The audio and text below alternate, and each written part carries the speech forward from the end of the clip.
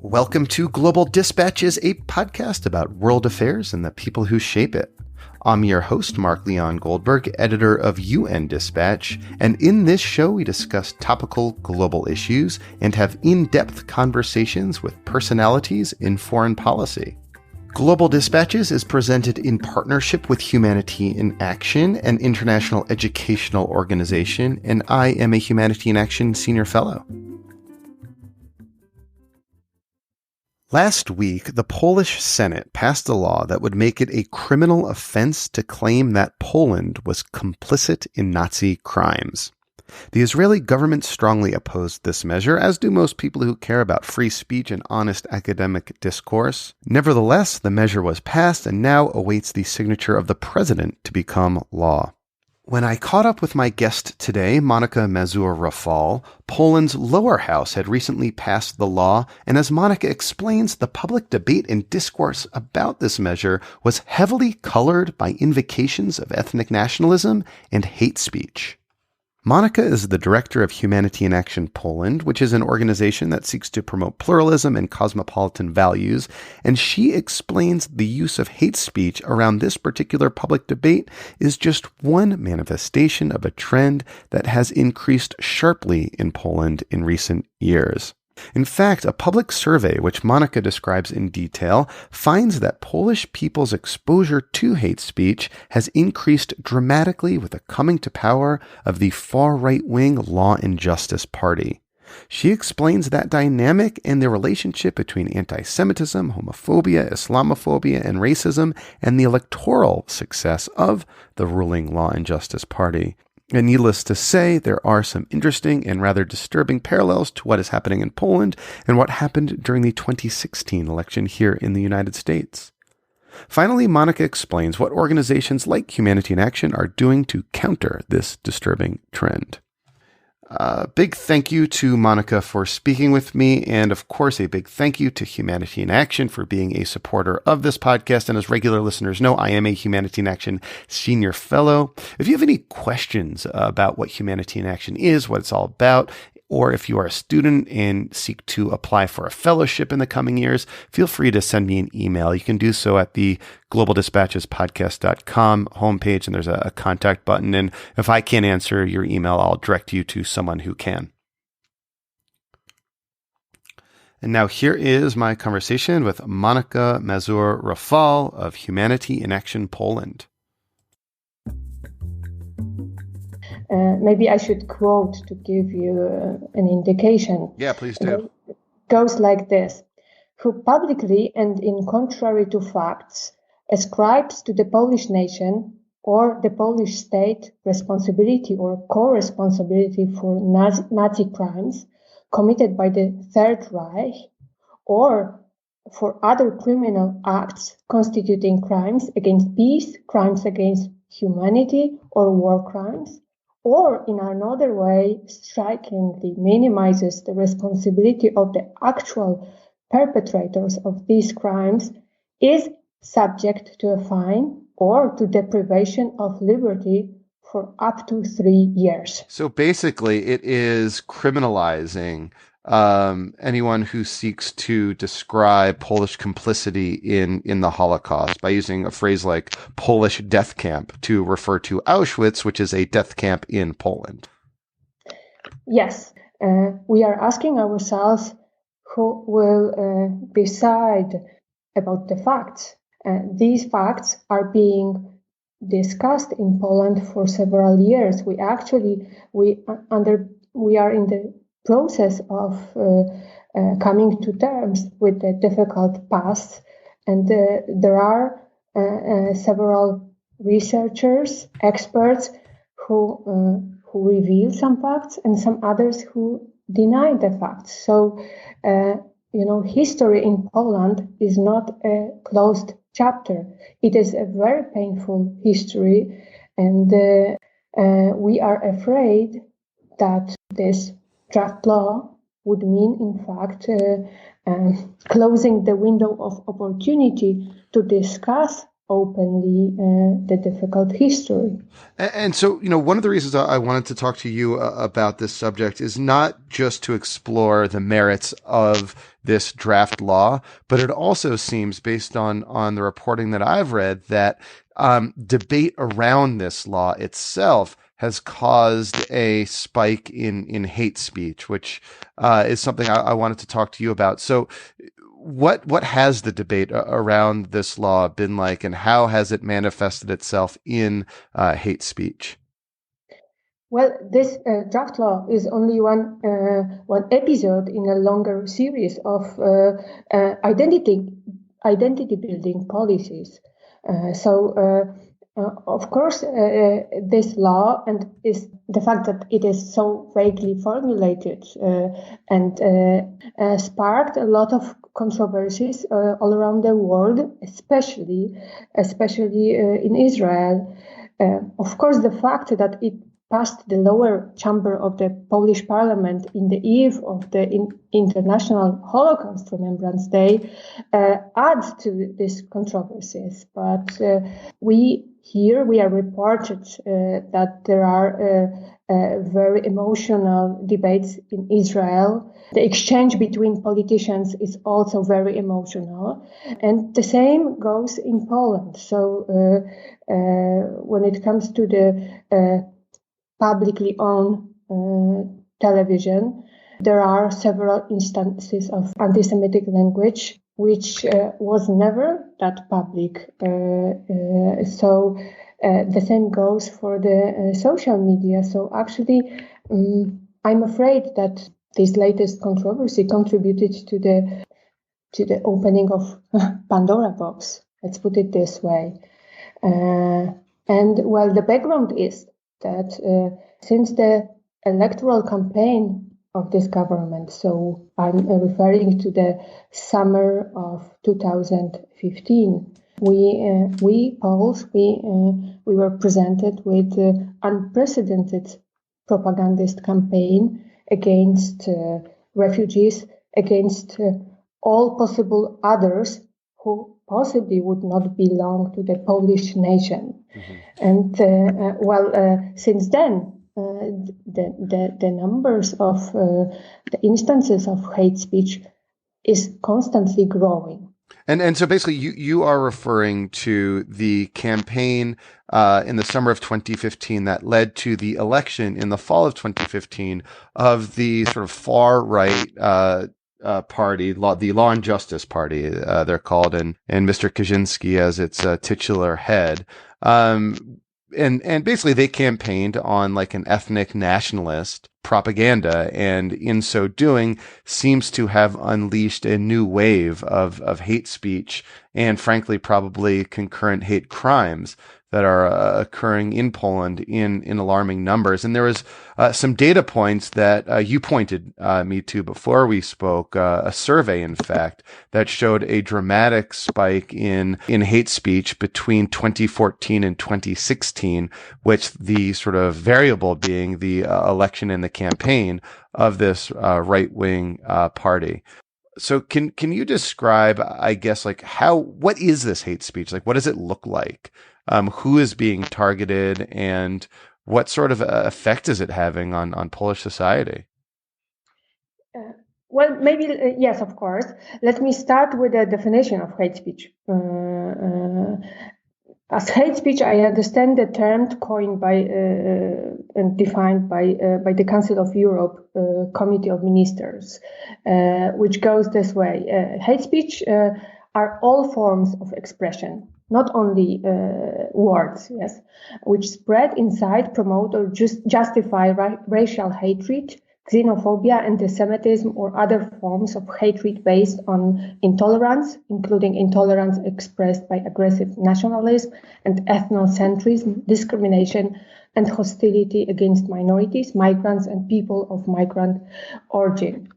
Well, and if we agree on such a definition, let me present the research presented by the Center on prejudice studies of the Warsaw University. It is a very interesting research which compares data from 2014 and 2016. It has been done on a representative sample of population. And what is so striking is the fact that within the period of 2 years, so exactly after a year when Law and Justice government came to power, there is a significant and quite shocking increase of frequency of hate speech. It especially applies to Muslims, refugees, Jews, and Ukrainians in Poland. But let me focus on refugees because it is in a clear connection to electoral campaign. So when it comes to adult population, the increase of hate speech on TV, on public TV, is by 24 percent points. Yes. Compared from so it increased 24 percent points from 2014 to 2016, and that's a measure of people who are surveyed who said that they have seen such speech. Precisely. That's huge. That is an amazingly dramatic finding. A almost 25% increase in just like 2 years. Yes, and if we take the frequency of hate speech on the internet, almost the same amount, 24 percent points increase is by young people, and it is again hate speech on Muslims and refugees. And can I stop you there? Because it's interesting that Muslims and refugees, although not surprising, would be a sort of a key target of this hate speech, just in the fact that Poland in that time period was not like a major destination country. I mean, elsewhere in Europe, neighboring Germany, other countries were more frequently either transit or destination countries, but not Poland. Precisely. So Poland never accepted any refugees in this crisis. So there was a very deep, controversial, emotional debate in Poland going on, and the new government, the government of the so-called good change, denied the compulsory quota from the EU. So we have to understand that no refugees were accepted to Poland. So we are talking about imagined fears against Muslims. To be able to disseminate fears and culture of fears within population, you don't need actually the risk. It is enough to have a symbolic risk or danger to convince people actually to follow your ideas. And this is a very sad truth or conclusion out of this. You know, it's interesting to me to sort of see the parallels between Poland and the United States in that 2015 campaign in Poland, which is predicated on ethnic nationalism, and the Trump campaign, which was also predicated on ethnic nationalism. And, you know, as like a member of the media, you know, over the campaign, you know, a year and a half ago, you know, and frankly, someone who has like a very obviously Jewish last name, I, you know, personally experienced like a spike in anti-Semitic, you know, tweets and other kind of missives directed against me. And I know obviously, you know, even far more prominent journalists who are Jewish, you know, experience the same. And it was just sort of shocking to see the relationship between sort of a public political campaign and the degree to which, you know, a campaign that's predicated on ethnic nationalism can give license to people who would otherwise sort of not feel so free to want to direct their hate speech and use their hate speech and frankly act on their hate-filled impulses in such a way. It's like the act of a politician sort of gives license to their underlings and to their followers to want to act on their worst impulses in a way that was surprising to me, and I suppose probably was surprising to you as a Pole experiencing this. Yes, well, I couldn't agree more with you. Another factor which let's put it this way, invited people to share their true opinions was that the effectiveness of the Polish system of justice is not as it should be. So, in other words, even if we have some cases of hate speech which are being filed by the police, then they are rarely taken seriously. So many of them are dismissed because of the lower risk for the public. Mm-hmm. So some people feel that this is the moment where they are allowed to speak everything what they have in mind, and previously, people would temper themselves and would not admit that they have some anti-Semitic opinions because it would be against political correctness rules. Nowadays, they feel free to speak the truth. This is how they call. So more is allowed. And this is quite concerning, actually. So let me ask you then, and this is a question I'm struggling with here in the United States, is how do you put that genie back in the bottle? Now that it has been let loose, now that it has been demonstrated that there is political salience and political value in wanting to appeal to this kind of ethnic nationalism. Not only that, but it could propel you to, control the government. How do you reverse this process? How do you push back? This is $1 million question, I would say. This is indeed quite easy to let the genes out of the bottle, but to put them in, this is the question I struggle every day in the work of my organizations, together with some other non-governmental organizations. So, well, if we look upon lessons taken from history, we see the need of a true dialogue. So polarization is really endangering our society. So the more effort for dialogue, true open dialogue, not within our bubbles, social media bubbles, or within our comfort zones. I'm talking about dialogue which goes beyond, which touches upon the controversies, which leads to a change of opinions of both sides. But of course, it is easy to say, but far more difficult to do, because such a dialogue has a couple of conditions. So first of all, that both sides have true will to find an understanding, which I don't think is easily to be found, in Poland and most probably also in the US. Of course, education is the key. Of course, building bridges among populations. But these are recipes which everybody knows, and they are so difficult to implement. Well, I wanted to ask you two questions along those lines. First is this. Maybe push back on the idea that dialogue is the answer, and to get your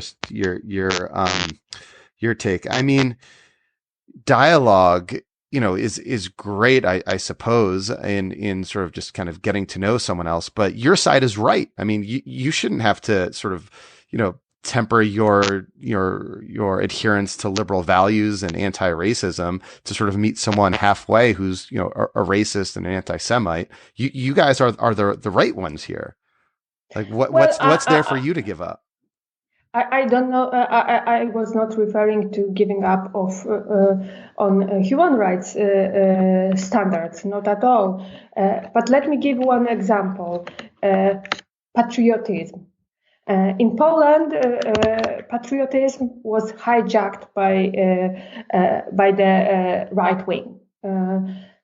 Centrist people or liberals would actually claim that it's enough if you pay taxes, if you do your civic duties, go to elections, and then you are a modern patriot.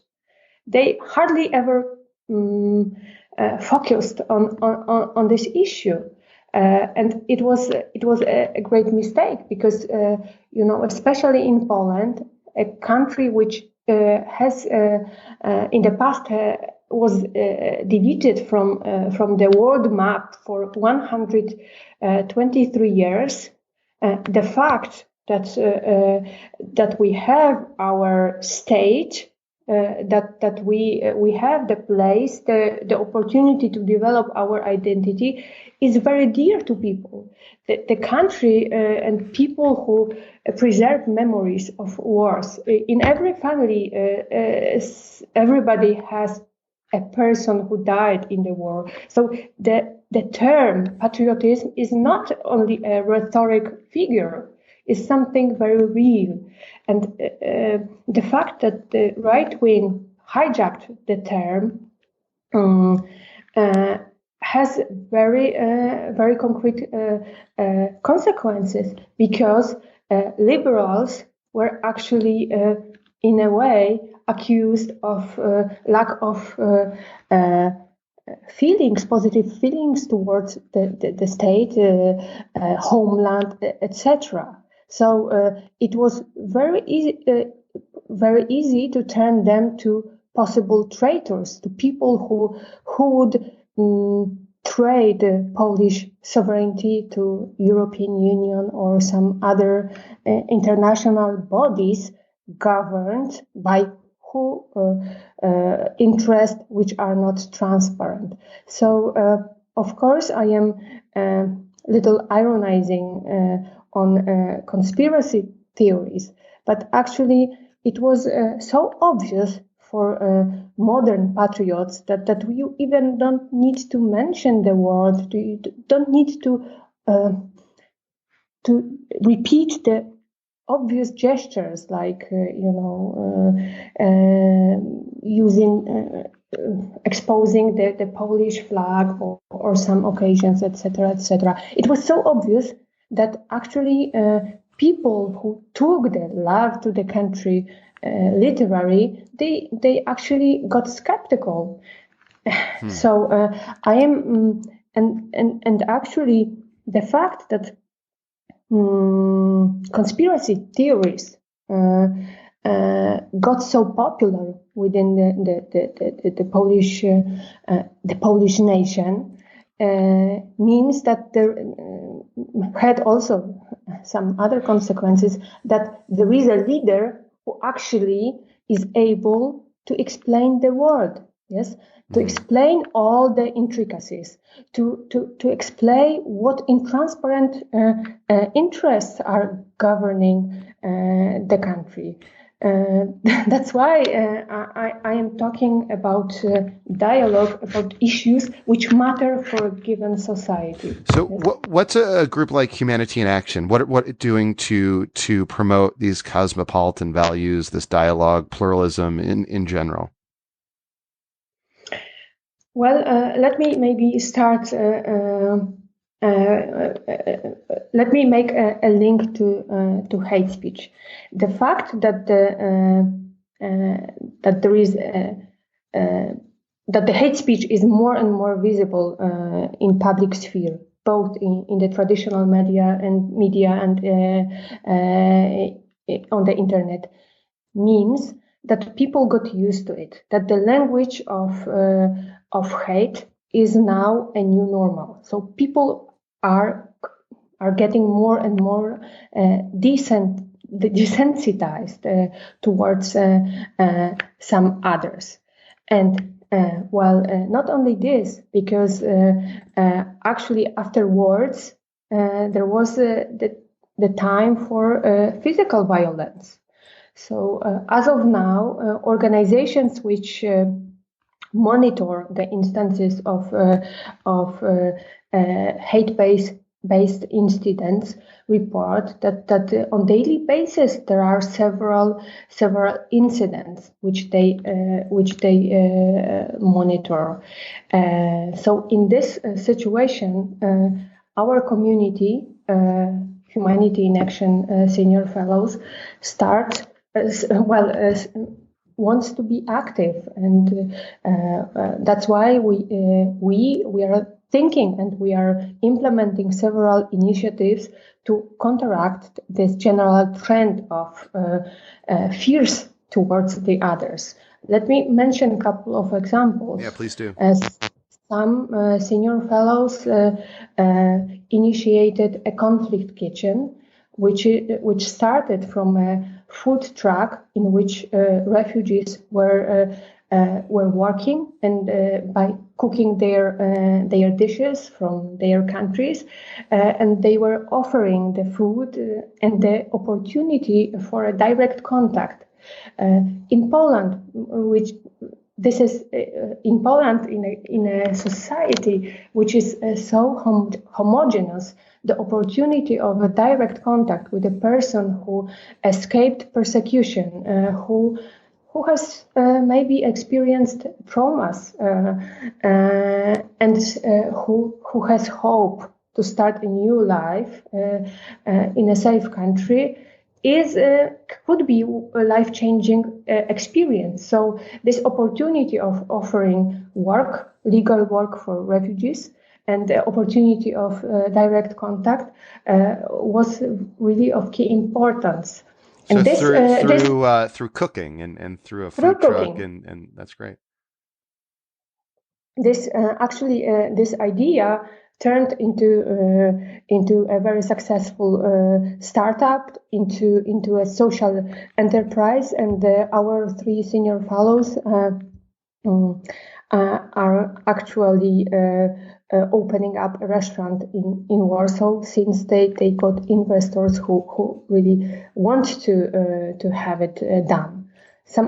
Another initiative, after a wave of incidents in the Warsaw public transport, where people were attacked because they did not look Polish, they spoke foreign languages, even people who were Polish but had a bit darker complexion, or were speaking with friends foreign languages. Such people got attacked and beaten up.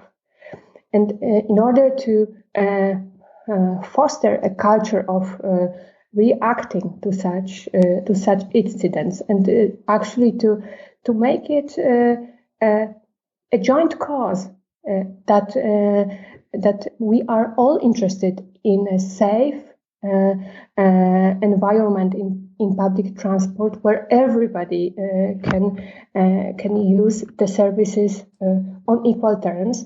One senior fellow started a passenger intervention, so an initiative where actually drivers and passengers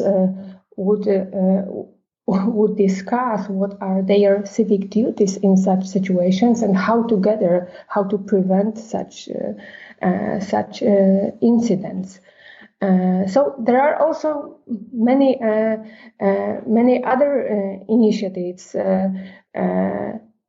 which actually which have an educational component in it, and which enable Poles a direct contact with people from other cultures, and which is not the everyday experience of Poles, because not so many of them had the opportunity to go abroad and to actually experience what diversity means in practice, and how actually diversity could work for the benefit of our populations. The only picture of diversity they know is the fear-based campaign, which is implemented by the government. And so, groups like Humanity in Action and other civic groups are pushing back despite the big political challenges that they face. So thank you, Monika. Thank you for your work, and I'm glad we ended on this note of resistance. Thank you very much.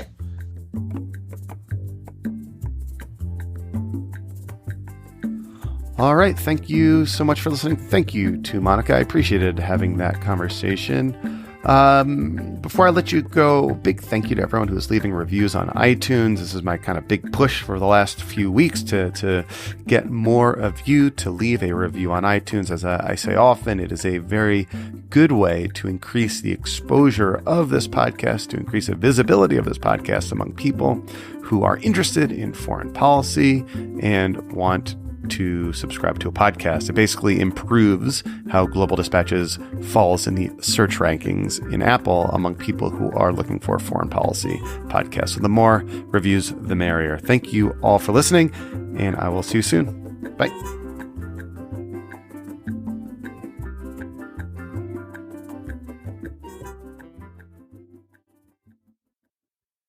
The views and opinions expressed in the podcast are those of the speakers and do not necessarily reflect the policies or positions of Humanity in Action.